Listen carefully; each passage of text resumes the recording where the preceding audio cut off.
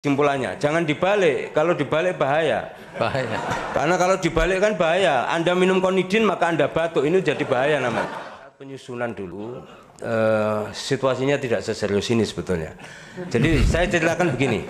Jadi kira-kira filosofinya itu begini. Anda batuk, mau batuk kering, batuknya kan minum konidin. Gitu. Nah, kira-kira gitu. Jadi ini kecurangan, jenisnya ini. Jadi dalam pemilu itu ada kecurangan. Jenisnya kecurangan sebelum, kecurangan hari H, kecurangan pasca pemilu. Dan itu harus kalian antisipasi. Pakai apa?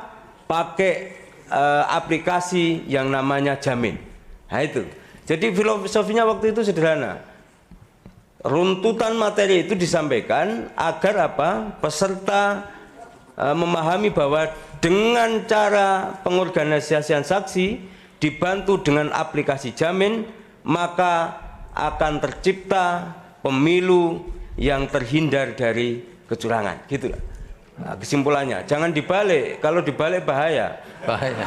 Karena kalau dibalik kan bahaya. Anda minum konidin maka Anda batuk. Ini jadi bahaya namanya.